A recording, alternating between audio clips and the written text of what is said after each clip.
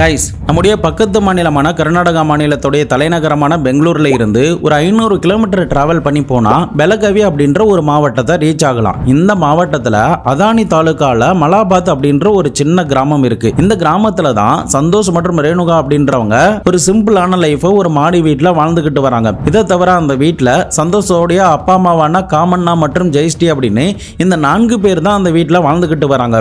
சந்தோஷ் வந்து ஒரு mechanical engineer. இவர் மகாராஷ்டிரால இருக்கக்கூடிய ரீகிரீன் எக்ஸல் பிரைவேட் லிமிடெட் கம்பெனில பயோ எனர்ஜி டிபார்ட்மெண்ட்ல வேலை பார்க்கறாரு. இன்னொரு பக்கம் ரேணுகா வந்து அவங்களுடைய PHMS முடிச்சதுக்கு பிறகு, அதாவது bachelor of homeopathic medicine and science என்ற அந்த 5 வருட கோர்ஸ் முடிச்சதுக்கு பிறகு அவங்க அதே பகுதியில் ஒரு கிளினிக்ல வேலை பார்த்துக்கிட்டு வராங்க. இப்படி 2 பேரும் வீட்டுல வேலைக்கு போறதுனால வருமான ரீதியா எந்த பிரச்சனையுமே இல்லாம சந்தோஷமா தான் அந்த குடும்பத்தார்கள் அந்த ஊர்ல வாழ்ந்துகிட்டு வராங்க. மேற்கொண்டு சந்தோஷ் வந்து மகாராஷ்டிரா மாநிலத்துல வேலை பார்க்கறதுனால அவருக்கு எப்பெல்லாம் லீவு கிடைக்குதோ அப்போ மட்டும் தான் வீட்டுக்கு வந்துட்டு போவாரு. இதனால அந்த மலாபாத் கிராமத்துல ரேணுகா, அவங்களுடைய மாமியாரான ஜெயஸ்ரீ, அவங்களுடைய மாமனாரான கமண்ணா அப்படின்னு இந்த 3 பேர் தான் அந்த வீட்டுல வாழ்ந்துகிட்டு வராங்க. தினமுமே இந்த ரேணுகா காலை நேரத்திலே கிளம்பி தன்னுடைய வேலைக்கு செல்வது வழக்கம்.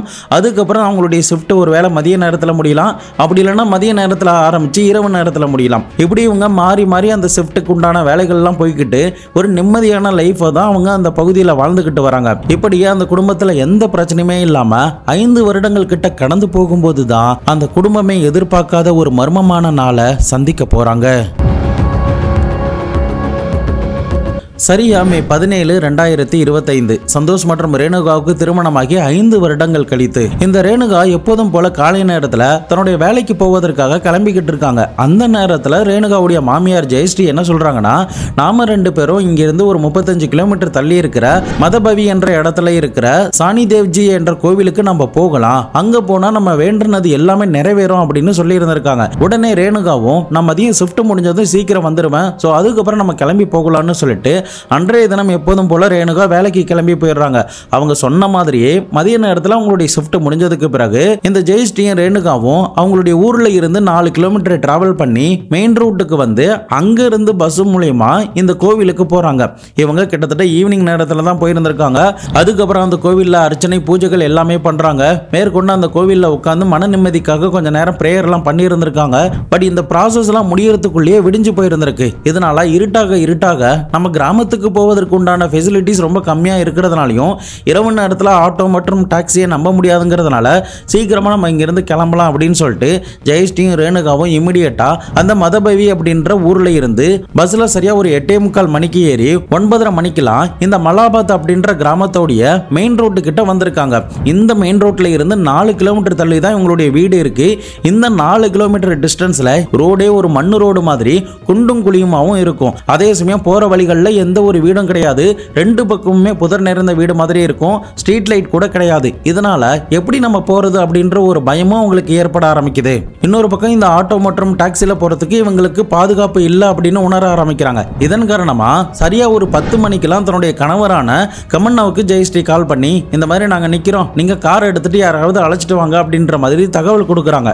அதன் அடிப்படையில் இந்த கமண்ணா என்ன பண்றாரு, தன்னுடைய கிராமத்துல எப்போதுமே அழைச்சிட்டு போற அந்த டிரைவரை போய் கூப்பிட்டு இருந்திருக்காரு. ஆனா அந்த டிரைவர் அந்த நேரத்தில் இல்லாததுனாலையும் மீதம் இருக்கிற ஆட்கள் எல்லாருமே தூங்கிட்டதுனாலையும் வேற வழி இல்லாம இந்த கமண்ணா தன்னுடைய 2 வீலரை எடுத்துக்கொண்டு 2 பேரையும் பின்னாடி உட்கார வச்சு அழைச்சிட்டு வந்துடலாம் அப்படின்னு சொல்லிட்டு 4 கிலோமீட்டர் டிராவல் பண்ணி அந்த மெயின் ரோட்டுக்கு வந்திருக்காரு.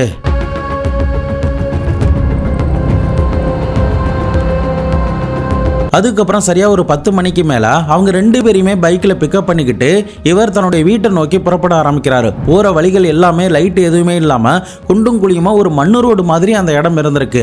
அப்படிப்பட்ட அந்த ரோட்ல அவர் வேகமா போற நேரத்துல தான் திடீர்னு அவர் எதிர்பார்க்காத நேரத்துல ஒரு பள்ளம் ஒண்ணு வந்திருக்கு. அந்த பள்ளத்துல அந்த வண்டி ஏறி இறங்குனதுமே அந்த 3 பேர்ல ஒரு ஆளுக்கு ஒரு கொடூரமான ஒரு விஷயம் நடந்திருக்கு. அந்த பள்ளத்தில் அன்னைக்கு வண்டி ஏறி இறங்கினதுக்கு பிறகு அந்த 3 பேர்ல யாருக்கு என்னதான் நடந்துச்சு? 2025 மே மாதம், அதாவது கடந்த 4 மாதத்துக்கு முன்னாடி கர்நாடகா மாநிலம் முழுக்க பெரிதும் பரபரப்பா பேசப்பட்ட ஒரு கொடூரமான ஒரு மர்மமான சம்பவத்தை பத்தி தான் இன்னைக்கான வீடியோல அலசி ஆராய போறோம். வீடியோவை எந்த இடத்துலயுமே ஸ்கிப் பண்ணாம பாருங்க. நான் உங்கள் Babu Shankar. Welcome to Babu Shankar files.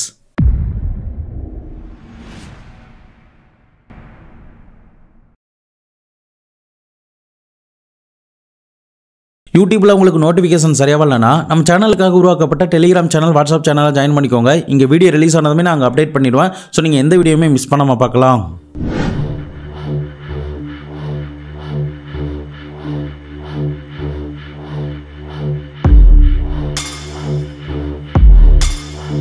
இந்த சம்பவம் நடக்கிறதுக்கு ஒரு 6 வருஷத்துக்கு முன்னாடி 2019, அதாவது கொரோனா ஆரம்பிக்கிறதுக்கு முன்னாடி இந்த ஜெயஸ்ரீ அப்படின்றவங்க, அதாவது சந்தோஷோடைய அம்மாவான 63 வயது நேர்ந்த இந்த ஜெயஸ்ரீ அந்த நேரத்தில் ஒரு திருமண ஃபங்க்ஷனுக்கு போயிருந்திருக்காங்க. அப்போதான் இந்த ரேணுகாவை அந்த ஃபங்க்ஷனில் பார்த்துருக்காங்க. ரேணுகாவை பார்த்ததுமே இவங்களுக்கு பிடிச்சி போனதுனால இமிடியேட்டாக அந்த பொண்ணுக்கிட்டையும் அந்த பொண்ணை பற்றியும் விசாரிக்கும் போது அவங்க ஹோமியோபதி டாக்டருக்கு படிச்சுக்கிட்டு வராங்க அப்படிங்கிறது தெரிய வருது. தன்னுடைய மகனும் இன்ஜினியராக இருக்கான், இந்த பொண்ணும் டாக்டராக இருக்கா. அதனால 2 பேருக்கும் பர்ஃபெக்டாக மேட்ச் ஆகும்.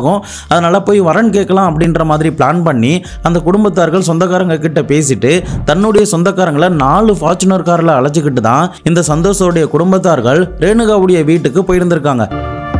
அதுக்கப்புறம் ரேணுகா வீட்டு சைட்லையுமே 2 குடும்பத்தார்களும் பிடிச்சு போனதுனால இறுதியாக 2020 ஏப்ரல் மாதம் போல இந்த 2 பேருக்கும் திருமணம் பண்ணி வைக்கிறாங்க.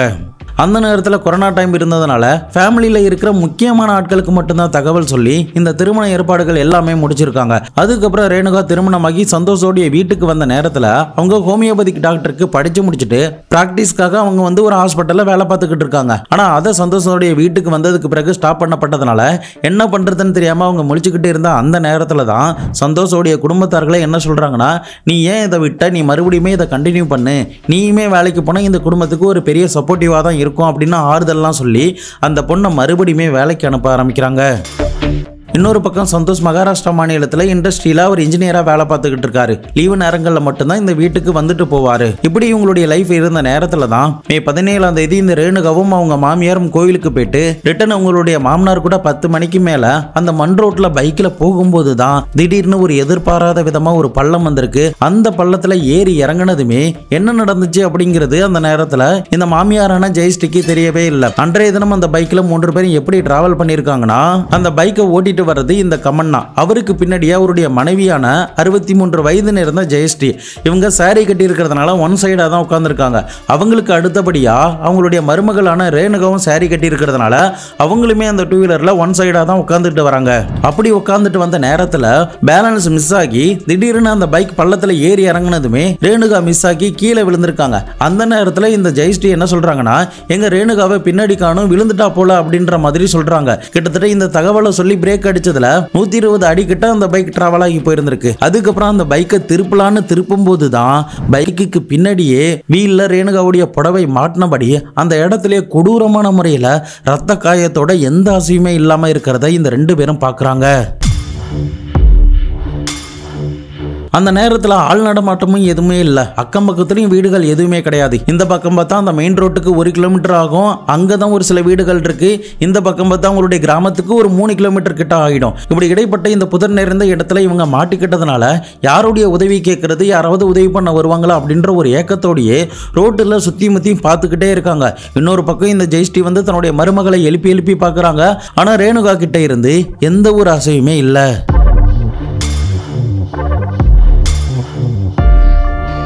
பதறி போன இந்த 2 பேருக்கும் அடுத்ததான் என்ன பண்றதுனே தெரியல. ஊர்ல இருக்கிற ஆட்களை கூப்பிட்டா கூட எல்லாரும் இப்ப தூங்கிட்டு இருப்பாங்களே, என்ன பண்றதுன்னு யோசிக்காம திடீர்னு அந்த மாமனாரான கமன்னா என்ன பண்ணியிருந்திருக்காரு, எமர்ஜென்சி நம்பரான 100க்கு கால் பண்ணி போலீஸ் கிட்ட இந்த தகவல்கள் எல்லாத்தையுமே கொடுக்குறாரு. அதுக்கப்புறம் அதானி போலீஸ் ஸ்டேஷன்ல இருந்து ஆம்புலன்ஸுக்கு தகவல் கொடுக்கப்பட்டு ஆம்புலன்ஸும் போலீஸ் ஆபீசரும் சம்பவ இடத்துக்கு வந்திருக்காங்க. அப்போ அந்த டயர் ஓரமா வீல்ல சாரி மாட்டினபடி படுத்து கிடக்கிற ரேணுகாவை மீட்டு பக்கத்துல இருக்கிற ஹாஸ்பிட்டலுக்கு போலீஸ் ஆபீசர் அழைச்சிட்டு போறாங்க. ஆரம்பத்துல போலீஸ் ஆபீசர் இது ஒரு ஆக்சிடென்ட் அப்படின்னு நினைச்சு அவங்களுமே இதை பத்தி பெருசா கண்டுக்காம அடுத்தடுத்த ப்ராசஸ்ல இறங்க ஆரம்பிக்கிறாங்க. இன்னொரு பக்கம் இந்த தகவல் மகாராஷ்டிரா மாநிலத்தில் இருக்கிற சந்தோஷுக்கும் கொடுக்கப்படுது. அதுக்கப்புறம் சந்தோஷ் மூலமா இந்த பொண்ணுடைய அப்பா அம்மாவுக்கும் கொடுக்கப்படுது. இந்த பொண்ணுடைய அப்பா அம்மா வீடு இவங்க இருக்கிற பகுதியில இருந்து ஒரு 100 கிலோமீட்டர் தள்ளி விஜயபுரம் அப்படின்ற பகுதி கிட்ட இருக்கு. அந்த இடத்துல இருந்து இந்த இடத்துக்கு வரணும்னா கிட்டத்தட்ட 1 மணி நேரம் 2 மணி நேரம் கிட்ட ஆகும். அவங்களுடைய வசதி கொஞ்சம் குறைவுங்கிறதுனால அடுத்த நாள் ஏர்லி மார்னிங் வாகல தான் இவங்க பஸ்ல ஏறி அந்த பொண்ணை பார்க்கறதுக்கே வந்திருக்காங்க. பட் ஹாஸ்பிட்டலுக்கு போன இந்த ரேணுகாவை செக் பண்ணி பார்த்த மருத்துவர்கள் இந்த பொண்ணு ஏற்கனவே இறந்துட்டாங்க அப்படின்னும் இவங்களுடைய உடம்புல ஆக்சிடென்ட் ஆன மாதிரி பல காயங்கள்லாம் காணப்படுது அப்படின்னு சொல்லி இருந்திருக்காங்க. ஆனா இன்னொரு பக்கம் ரேணுகாவுடைய ஃபேமிலிக்கு ஏதோ ஒரு சில சந்தேகங்கள் எழ ஆரம்பிக்குது. முக்கியமா ரேணுகாவுடைய ரிலேட்டிவான ஹரிஸ் அப்படின்ற ஒருத்தருக்கு தான் ஒரு முக்கிய சந்தேகம் ஏற்பட ஆரம்பிச்சு போலீஸ் ஸ்டேஷன்ல போயிட்டு டைரக்டா இந்த குடும்பத்து மேலேயே IPC செக்ஷன் 302 பிரிவின் கீழே ஒரு வழக்கு பதிவு பண்றாரு. ஆரம்பத்தில் போலீஸ் ஆஃபீஸருமே இதை பெருசாக நம்பவே இல்லை. ஆக்சிடென்ட் தான் அவங்களும் நினச்சிக்கிட்டு இருக்காங்க. டாக்டர்ஸுமே ஆரம்பத்தில் ஆக்சிடென்ட் தான் அப்படின்னு நினச்சிக்கிட்டு இருந்திருக்காங்க. ஆனால் அது எல்லாத்தையுமே சுக்குநூறாக உடைக்கிற மாதிரி போஸ்ட்மார்ட்டம் ரிப்போர்ட் வருது. ரேணுகாவை சோதனை பண்ணி பார்த்துட்டு போஸ்ட்மார்ட்டம் ரிப்போர்ட்ல மருத்துவர்கள் என்ன சொல்லியிருந்திருக்காங்கன்னா, இந்த ரேணுகாவுடைய தலையில ஒரு பயங்கரமான ஒரு காயம் இருக்கு சார். அந்த காயத்துடைய இம்ப்ரெஷன் ரொம்ப ஹெவியா இருக்கு. அதாவது மனிதனுடைய ஒரு உடம்புல ஏதாவது ஒரு இடத்துல தொடர்ந்து அடிச்சுக்கிட்டே இருந்தா என்ன மாதிரி ஆழம் விழுந்து பிரஷர் விழுந்து ஒரு காயம் ஏற்படுமோ அதே மாதிரியான ஒரு காயம் இந்த பொண்ணுடைய தலை மேல காணப்படுது. ஒருவேளை அவங்க வண்டியில இருந்து கீழே விழுந்திருந்தாங்கன்னா கூட இந்த அளவுக்கு ஒரே இடத்துல இவ்வளோ ஆழமா காயம் ஏற்பட்டிருக்க வாய்ப்பே கிடையாது. ஒன்னு இந்த காயம் வந்து எப்படி ஏற்பட்டிருக்குன்னா ஏதாவது கல்லை வச்சு அடிச்சிருக்கணும், அப்படி இல்லைன்னா ஏதாவது மரக்கட்டையை வச்சு அடிச்சிருக்கணும், அப்படியும் இல்லைன்னா ஏதாவது ஒரு இரும்பு ராடை வச்சு அடிச்சிருக்கணும். அப்படி அடிச்சிருந்தா மட்டும்தான் இப்படிப்பட்ட ஒரு காயம் ஏற்படும் அப்படின்னும். இதை விட ஒரு முக்கியமான ஒரு விஷயம் என்னன்னா, இந்த பொண்ணு 8 மணிக்கெல்லாம் இறந்து போயிட்டாங்கன்னு மருத்துவர்கள் தங்களுடைய போஸ்ட்மார்ட்டம் ரிப்போர்ட்ல கொடுக்குறாங்க. இதை பார்த்ததுமே போலீஸ் ஆஃபீஸருக்கு அப்போதான் விஷயம் என்னன்னே புரிய வர ஆரம்பிக்குது. ஏன்னா இந்த பொண்ணுக்கு ஆக்சிடென்ட் ஆயிடுச்சு அப்படின்னு இவங்களுக்கு தகவல் கிடைச்சது எல்லாமே இரவு 10 மணிக்கு மேல. பட் மெடிக்கல் ரிப்போர்ட்ல இந்த பொண்ணு 8 மணின்னு சொல்லும்போது முழுக்க முழுக்க சந்தேகம் இந்த வயசான ஆட்களான கமன்னா மற்றும் ஜெயஸ்ரீ மேலதான் பாய ஆரம்பிக்குது. இன்னொரு பக்கம் ரேணுகாவுடைய குடும்பத்தார்களும் டைரக்டாவே இந்த 2 பேர் மேல சந்தேகம் இருக்கு அப்படின்னு சொன்னதுனால போலீஸ் ஆஃபீஸர் இமீடியட்டா அந்த கிரைம் சீனை லாக் பண்ணி சீல் பண்ணி அந்த இடத்துக்குள்ள எதுவுமே போக முடியாத அளவுக்கு செட்டப் பண்ணிட்டு ஃபாரன்சிக் ஆஃபீஸர்லாம் அனுப்பி அந்த இடத்தை கம்ப்ளீட்டா சோதனை பண்ண ஆரம்பிக்கிறாங்க. இன்னொரு பக்கம் இந்த 2 பேருமே கஸ்டடியில் எடுத்து விசாரணை பண்ணும்போது தான் அவங்க கொஞ்சம் கூட எதிர்பார்க்காத இந்த 2 பேரும் பண்ண மொத்த தில்லுமுள்ளையுமே அவங்களுடைய வாயில இருந்து வாங்கியிருக்காங்க. நான் ஏற்கனவே சொன்ன மாதிரி ஆரம்பத்தில் இந்த கணவன் மனைவி 2 பேரும் என்ன சொல்றாங்கன்னா, நாங்கள் வண்டியில் வந்துகிட்டு இருந்தோம், அந்த நேரத்தில் பள்ளமாக இருந்துச்சு, அந்த பள்ளத்தில் இவ எப்படி விழுந்தானே தெரியல, அந்த நேரத்தில் சாரி வந்து அந்த வீலில் மாட்டிக்கிச்சு, அதுக்கப்புறம் ஒரு 120 அடிக்கிட்ட நாங்கள் டிராவல் பண்ணி போயிட்டோம், அதுக்கப்புறம் தான் நான் வண்டியை திருப்பும் போதே எனக்கு தெரிஞ்சிச்சு அப்படின்ற மாதிரி சொல்லியிருந்திருக்காரு. ஆனால் இது எதுவுமே நம்பகத்தன்மை இல்லாததுனால தான் ஒரு ஆப்ஜெக்டை வண்டி இழுத்துட்டு வரும்போது அந்த டிஃபரன்ஸ் கூட உங்களுக்கு தெரியல அப்படின்னு துருவி துருவி அவங்களுடைய ஸ்டைலில் விசாரணை பண்ணும்போது தான் மொத்த விஷயத்தையுமே இவங்க கக்கி இருந்திருக்காங்க.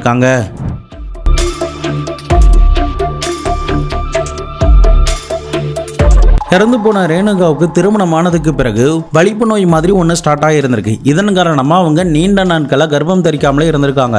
என்னதான் ஃபங்க்ஷனுக்கு இந்த குடும்பத்தார்கள் நிறைய இடங்களுக்கு போனாலும் ஏதாவது குட் நியூஸ் உண்டா, ஏதாவது நல்ல செய்தி உண்டா அப்படின்னு தான் கேட்டுக்கிட்டு இருக்காங்க. இது எல்லாத்தையுமே ஒரு கட்டத்தில் இந்த மொத்த குடும்பத்துக்குமே ஒரு ப்ரெஷரை கிரியேட் பண்ண ஆரம்பிச்சு என்னதான் பிரச்சனை அப்படின்னு ரேணுகாவை அழைச்சி மெடிக்கல் ட்ரீட்மெண்ட் பண்ணும்போது தான் அவங்களுக்கு ஒரு வகையான வலிப்பு நோய் இருக்கிறதே தெரிய வர ஆரம்பிக்குது. அதுக்கப்புறம் தான் அந்த பொண்ணுக்குண்டான ட்ரீட்மெண்ட், இந்த பிரெக்னன்சிக்கு உண்டான ட்ரீட்மெண்ட் எல்லாமே எடுத்துக்கிட்டே இருந்தாலும் அவங்களால 5 வருடம் வரைக்குமே கர்ப்பம் தரிக்க முடியாமலே போகுது. தொடர்ந்து இந்த கமன்னா மற்றும் ஜெயஸ்ரீ ஏதாவது ஃபங்க்ஷனுக்கு போனா கூட அவங்களுடைய ரிலேட்டிவ்ஸும் நீங்க எப்ப தாத்தா பாட்டி ஆக போறீங்க அப்படின்ற மாதிரி கேட்டுக்கிட்டே இருந்திருக்காங்க. இப்படி ஃபேமிலி மேல ஒரு பெரிய பிரஷர் ஒன்று கிரியேட் ஆக ஆரம்பிக்குது. இன்னொரு பக்கம் சந்தோஷ் கிட்டையும் நிறைய பேர் இந்த விஷயங்கள் கேட்க ஆரம்பிச்சதுனால மொத்த ஃபேமிலிக்குமே இந்த சைல்டு ரிலேட்டடான ஒரு பிரஷர் வந்து ஏற்பட ஆரம்பிக்குது. இந்த பிரஷர் நாளாக நாளாக அவங்களுடைய மனதில் ஒரு ஆழமான ஒரு சதி திட்டத்தை தீட்டுற அளவுக்கு கூட மாறி இருந்திருக்கு.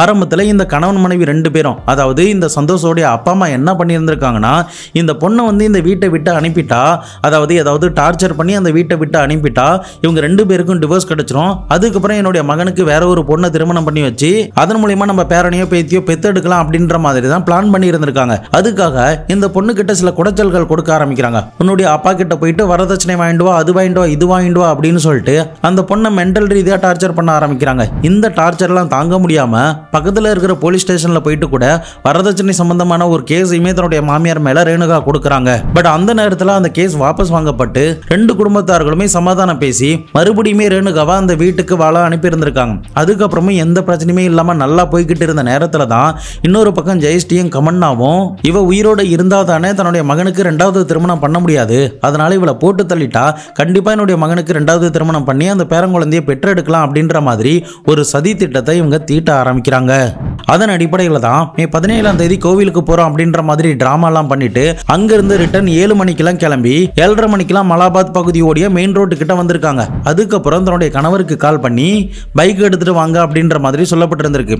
அந்த நேரத்தில் ஆட்டோல கூட போயிருந்திருக்கலாம், டாக்ஸில கூட போயிருந்திருக்கலாம், அப்படி இல்லைன்னா உள்ளூர்ல இருக்கிற டிரைவரை கூப்பிட்டு கார்ல கூட எடுத்துட்டு வந்திருக்கலாம். ஆனா இவங்க ஏற்கனவே எல்லாத்தையுமே பக்காவா ஸ்கெட்ச் பண்ணதுனாலையும் இந்த ரூட்ல ஆள் நடமாட்டம் ரொம்ப கம்மியா இருக்கும், அதனால இதுதான் சரியான சந்தர்ப்பம் அப்படின்னு சொல்லிட்டு இந்த கமன்னா எதுவுமே தெரியாத மாதிரி பைக் எடுத்துட்டு வந்து கோவிலுக்கு போயிட்டு வந்த ரேணுகாவையும் ஜெயஸ்ரீயும் பிக்கப் பண்ணிட்டு சரியா 1 கிலோமீட்டர் டிராவல் பண்ணி வர நேரத்துல தான் பைக்கை ஓட்டிக்கிட்டு இருக்கிற கமன்னா தன்னுடைய கை மூலியமா பின்னாடி தன்னுடைய மனைவியை இடிச்சு பிளானை எக்ஸிக்யூட் பண்ண சொல்லி இருந்திருக்கா. அவளுமே என்ன பண்ணியிருந்திருக்கா, ஒரு பள்ளம் ஏறி இறங்கும் போது திடீர்னு இந்த ரேணுகாவை பின்பக்கமா தள்ள ஆரம்பிச்சு, அதாவது அந்த சீட்டோடைய மொத்த இடத்தையும் இவளே ஆக்குபை பண்ற மாதிரி ரேணுகாவை பைக்ல இருந்து பின்னாடி ஜெயஸ்ரீ தள்ளி விட்டு இருந்திருக்கா. அதனால ரேணுகாவுமே வண்டியில இருந்து கீழே விழுந்திருக்காங்க. உடனே வண்டி நிப்பாட்டப்பட்டு அங்க இருக்கிற ஒரு கல்லை எடுத்து பயங்கரமா கொடூரமான முறையில இந்த கமன்னா தன்னுடைய மருமகளான ரேணுகா மேல அடிச்சிருந்திருக்கான். வலி தாங்க முடியாம அந்த பொண்ணு கத்துனாலுமே அந்த நேரத்துல வாயெல்லாம் பொத்தி தொடர்ந்து கொடூரமான முறையில அடிச்சிருந்திருக்காங்க. அதுக்கப்புறமா அந்த பொண்ணு மயக்கமாகி உயிரோட இருக்கிறதுனால இதுக்கப்புறம் என்ன பண்றதுன்னு யோசிக்கும் போதுதான் அந்த பொண்ணுடைய முந்தானிய கழுத்துல சுத்தி அப்படியே துடிக்க துடிக்க ரெண்டு பேரும் சேர்ந்து ஒரு பக்கத்துல இந்த ஆளு ஒரு பக்கத்துல இந்த ஜெயஸ்ரீ அப்படின்னு ரெண்டு பேரும் சேர்த்து இழுத்து அந்த பொண்ணை கொடூரமான முறையில கொலை பண்றாங்க. பட் போலீஸ் கிட்ட இப்போ போனால் இது கொலை அப்படின்ற மாதிரி தெரிஞ்சிடும், அதனால இது ஒரு ஆக்சிடென்ட் மாதிரி ஒரு டிராமாவை செட்டப் பண்ணும் அப்படின்னு சொல்லிட்டு பேக் வீல்ல அந்த சாரியை வந்து கட்டி விட்டுட்டு ஒரு 200-300 மீட்டர் டிஸ்டன்ஸ் வரைக்கும் தரதரன்னு இழுத்துக்கிட்டே போயிருந்திருக்கான். அதனாலேயே அந்த பொண்ணோடைய உடம்பு மேல சில சிராய்ப்பு காயங்கள்லாம் ஏற்படுத்தின மாதிரி ஒரு பக்காவான ஒரு ஆக்சிடென்ட் டிராமாவை அவன் செட்டப் பண்ண ஆரம்பிச்சு அதுக்கப்புறம் தான் 2 மணி நேரம் கழிச்சு 10 மணிக்கு மேல போலீஸுக்கே தகவலை கொடுத்திருந்திருக்காங்க. இந்த மொத்த டீட்டெயிலுமே கேட்கும்போது போலீஸுக்கு பயங்கர ஷாக் ஆகுது. ஆனாலுமே போலீஸுக்கு ஒரு சந்தேகம் ஏற்பட ஆரம்பிக்குது. அது என்னன்னா, இந்த வயசான 2 பேரால இந்த அளவுக்கு யோசிச்சு பண்ண முடியுமா, அப்போ கண்டிப்பா இதுக்கு பின்னாடி வேற யாராவது இருப்பாங்களோ அப்படின்ற ஒரு சந்தேகமும் ஏற்பட ஆரம்பிச்சு இந்த ஐடியா உங்களுக்கு எப்படி தோணுச்சு, எங்கிருந்து தோணுச்சு அப்படின்ற மாதிரி தோண்டி தோண்டி விசாரிக்க ஆரம்பிக்கிறாங்க. பட் அந்த விசாரணையிலையும் அவங்களால தாக்கு பிடிக்க முடியாம இறுதியை இந்த மொத்த பிளானுக்கு உண்டான மாஸ்டர் மைண்ட் யாரு அப்படிங்கிறதையுமே போலீஸ் கிட்ட சொல்றாங்க. சில ஆர்டிகல் ரிப்போர்ட் படி இந்த சந்தோஷ் மகாராஷ்டிரா மாநிலத்தில் ஒரு இண்டஸ்ட்ரியில் வேலை பார்க்குறான்ல, அந்த இண்டஸ்ட்ரியில் வேலை பார்க்குற ஒரு பொண்ணு கூட பழக்கம் ஏற்பட்டதாகவும் அந்த பழக்கத்தின் மூலியமா 2 பேரும் சீக்கிரட்டாக திருமணம் பண்ணி அந்த மகாராஷ்டிரா மாநிலத்திலே ஒரு வீட்டில் வாழ்ந்துகிட்டு இருக்கிறதாகவும் இந்த ரிலேஷன்ஷிப்பில் அந்த பொண்ணு கர்ப்பம் தரிச்சிட்டதுனாலையும் இன்னொரு பக்கம் ரேணுகா கர்ப்பம் தரிக்காம குழந்தை பெற முடியாம 5 வருஷங்களா இந்த வலிப்பு நோயால் பாதிக்கப்பட்டு இருக்கிறதுனால மொத்தமாகவே இந்த பொண்ணை இவன் வெறுத்து இருந்திருக்கான். இதன் காரணமா தன்னுடைய அப்பா அம்மா கிட்ட அந்த பொண்ணை எப்படியாவது வீட்டை விட்டு அனுப்புற மாதிரி ஒரு டிராமாவை செட்டப் பண்ண சொல்லியிருந்திருக்கான். அதன் அடிப்படையில் தான் இந்த அப்பா அம்மா 2 பேரும் டவுரி கேட்டு வரதட்சணை கேட்டு அந்த பொண்ணை டார்ச்சர் பண்றாங்க. ஆனா ஒரு கட்டத்தில் அது சமாதானமாகி ஒர்க் அவுட் ஆகாததுனால அந்த பொண்ணை காலி பண்ணா மட்டும்தான் இந்த குழந்தைய பெத்தெடுத்து இதுக்கு அபிஷியலா ஒரு அப்பாவாக முடியும் அப்படின்ற ஒரு பிளானை இந்த மொத்த குடும்பமுமே போட ஆரம்பிக்குது. இந்தியாவில் டிவோர்ஸ் ஆனதுக்கு பிறகுதான் இன்னொரு மேரேஜே பண்ணி இன்னொரு குழந்தைய பெத்தெடுக்க முடியும், அதுதான் லீகல் கூட. பட் டிவோர்ஸ் எதுவுமே பண்ணாம வேற ஒரு பொண்ணை கல்யாணம் பண்ணி குழந்தை பெத்துட்டா அது இல்லீகல் அப்படிங்கிறதுனால கண்டிப்பா இது பெரிய பிரச்சனையாகும். அப்படிங்கிறதுனால இந்த ரேணுகாவை எப்படியாவது முடிச்சு விட்டுறணும் அப்படின்ற ஒரு பிளானை தான் இந்த சந்தோஷ் தன்னுடைய அப்பா அம்மா கூட சேர்ந்து பக்காவான ஒரு ஸ்கெட்சை பிளான் பண்ணி இருந்திருக்கான். அதன் அடிப்படையில் தான் அம்மா கிட்ட வந்து கோவிலுக்கு போற மாதிரி ஒரு டிராமாவை செட்டப் பண்ண சொல்றான். அதுக்கப்புறம் பைக்ல பிக்கப் பண்ணிட்டு வந்து அந்த ஆள் நடமாட்டம் இல்லாத இடத்துல அடிச்சு கொலை பண்ண சொல்லி இருந்திருக்கான். அதை வந்து ஒரு ஆக்சிடென்ட் மாதிரி செட்டப் பண்ண சொல்லி இருந்திருக்கான். அப்படி ஒருவேளை அவங்க போலீஸ் கிட்ட மாட்டிக்கிட்டாலும் கூட பழிய மொத்தமா அவங்களே தான் ஏத்துப்பாங்களே தவிர தான் மேல எந்த ஒரு பழியும் போட மாட்டாங்க அப்படின்ற ஒரு ஐடியாவோட தான் தன்னுடைய சொந்த அப்பா அம்மாவையே தன்னுடைய சுயநலத்துக்காகவும் தன்னுடைய அந்த சீக்ரெட்டான அந்த 2வது திருமணத்துக்காகவும் எக்ஸிக்யூட் பண்ணி இருந்திருக்கான். பட் இது தெரியாம இவனுடைய அப்பா அம்மா எல்லாத்தையுமே பண்ணி முடிச்சு இறுதியா போலீஸ் கிட்ட தன்னுடைய மகன் தான் முழுக்க முழுக்க மாஸ்டர் மைண்ட் அப்படிங்கறத ஓபனாவே ஒரு கட்டத்துல சொல்ல ஆரம்பிக்கிறாங்க. இதை கேட்ட போலீஸ் ஆபீசர் இமிடியேட்டா இந்த சந்தோஷத்தை தேடி மகாராஷ்டிரா மாநிலத்துக்கு போறாங்க. அங்க ஒரு ஹாஸ்பிட்டல்ல இவன் அட்மிட் ஆகியிருந்திருக்கான். அவனுக்கு உண்டான ட்ரீட்மெண்ட்லாம் முடிஞ்சதுக்கு பிறகு அவனை கைது பண்ணிட்டு வந்து கஸ்டடியில எடுத்து விசாரணை பண்ணும்போது தான் நடந்த உண்மைகள் எல்லாத்தையுமே அவன் ஒத்துக்கொள்ளும் செஞ்சிருந்திருக்கான். தற்போதைக்கு இந்த அம்மா மகன் அப்பா அப்படின்னு 3 பேரும் ஜெயில கம்பி எண்ணிக்கிட்டு தான் இருக்காங்க. மேற்கொண்டு இந்த சந்தோஷோடைய 2வது மனைவி பத்தின எந்த ஒரு டீட்டெயிலுமே போலீஸ் ஆபீசர் அபிஷியலா வெளியிடவே இல்லை. இந்த வழக்குல ரேணுகா ஒரு அப்பாவி, எதுவுமே தெரியாத ஒரு அப்பாவி. அநியாயமா இந்த 3 பேரும் பிளான் பண்ணி இந்த பொண்ணை அந்த அளவுக்கு அடிச்சு, நார்மலா இயற்கையான முறையிலையோ அப்படி இல்லைன்னா ஏதோ ஒரு உண்மையாவே விபத்து நடந்தா கூட அந்த பெயின் அந்த அளவுக்கு இருக்காது. ஆனா உயிரோட இருக்கிற ஆளை அவங்க அடிக்கிறாங்க அப்படிங்கிறது தெரிஞ்சு அந்த அடியை வாங்கும்போது எந்த அளவுக்கு அந்த பொண்ணு துடிச்சிருப்பா, வழியில எந்த அளவுக்கு கதறி இருப்பாங்க அப்படிங்கிறத நீங்களே கற்பனை பண்ணி பாருங்க. இப்படி ஒரு சாவு யாருக்குமே வரக்கூடாது. ஆனா இந்த 3 பேரும் சேர்ந்து இந்த பொண்ணுக்கு இவ்வளவு பெரிய ஒரு கொடூர தண்டனையை கொடுத்திருக்காங்க. உங்களுக்கு அந்த பொண்ணுகிட்ட இருந்து குழந்தை கிடைக்கலனா கண்டிப்பா அந்த பொண்ணுகிட்ட டைரக்டா பேசி, எங்க ஃபேமிலிக்கு இது செட் ஆகல, எங்க ஃபேமிலியில உண்மையிலே இதெல்லாம் எதிர்பார்க்கறாங்க, அதனால நம்ம 2 பேரும் செப்பரேட் ஆயிடலாம் அப்படின்னு பேசியிருந்தா கூட கண்டிப்பா அந்த பொண்ணு ஒரு கட்டத்துல சோகமாகி அழுதுட்டு கூட தன்னுடைய அப்பா அம்மா வீட்டுல உயிரோட நிம்மதியா இந்த விஷயங்கள்லாம் கடந்து கொஞ்ச நாட்கள்ல அவங்களுடைய வேலைகளை பார்க்க ஆரம்பிச்சிருப்பாங்க. ஆனா அதை எல்லாத்தையுமே விட்டுட்டு அந்த பொண்ணுகிட்ட சொல்லவும் தைரியம் இல்லாம அவங்கள இன்டைரக்டா இந்த வீட்டில் இருந்து துரத்தணும் அப்படின்னு ஒரு கேவலமான பிளான்லாம் போட்டு அந்த பொண்ணை மென்டல் ரீதியாகவும் பிசிக்கல் ரீதியாகவும் பயங்கரமா டார்ச்சர் பண்ணி இவங்க கொலை பண்ணியிருக்காங்க. என்னைய கேட்டா இவங்களுக்கும் அந்த மாதிரியான தண்டனை தான் கொடுக்கணும்னு நான் சொல்லுவேன். ரேணுகாவுக்கு குழந்தை பிறக்கல, இந்த சந்தோஷம் இன்னும் அப்பாவாகல, தாங்களும் பேரண்ட் பைத்தி எடுக்கல, இதனால சொசைட்டில நம்மள கேவலமா பார்ப்பாங்க, அசிங்கமா இருக்கும் அப்படின்னு நினைச்ச இவங்களுக்கு இந்த ரேணுகாவை கொலை பண்ணதன் மூலியமா அதை விட ஒரு பெரிய அசிங்கம் தான் அவங்களுக்கு சேர்ந்திருக்கு. சீக்கிரமா நீதிமன்றம் இந்த வழக்கை விசாரணை பண்ணி இவங்களுக்கு கடுமையான தண்டனையை கொடுக்கணும்னு தான் நான் சொல்லுவேன். இப்படி பல வருடமா குழந்தை இல்லாத ஆட்கள் கிட்ட தெரிந்தோ தெரியாமலோ இப்படி எல்லாம் போய் தயவு செஞ்சு கேட்காதீங்க. அது உங்களுக்கு ஒரு டைம் பாஸுக்கு ஒரு விஷயமா இருக்கலாம். ஆனா அந்த கேள்வியை சந்திக்கிற ஒவ்வொரு ஆளுக்கும் மனதளவுல ஒரு பெரிய பாதிப்பையும் ஏதோ ஒரு வகையில ஒரு பிரஷரையும் மென்டல் ரீதியான ஒரு டார்ச்சரையும் கண்டிப்பா கொடுக்கும். சோ அதனால மெச்சூரா இந்த மாதிரி யாருக்கிட்டையுமே கேட்காம அவங்கள கடந்துட்டு அவங்க கிட்ட ஜாலியா பேசிட்டு போறது ரொம்பவே நல்லது.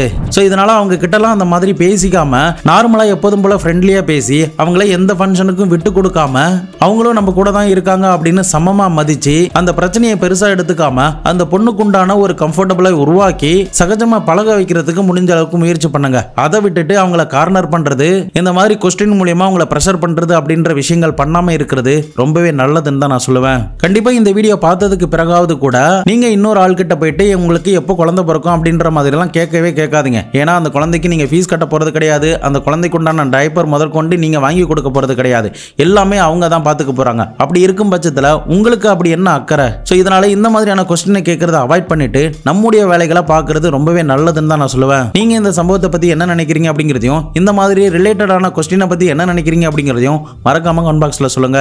நாளை மறுநாள் வேற ஒரு கிரைம் கேஸோட வேற ஒரு வீடியோல உங்களை சந்திக்கிறேன். அது வரைக்கும் உங்களிடமிருந்து விடைபெறுவது உங்கள் பாபு சங்கர்.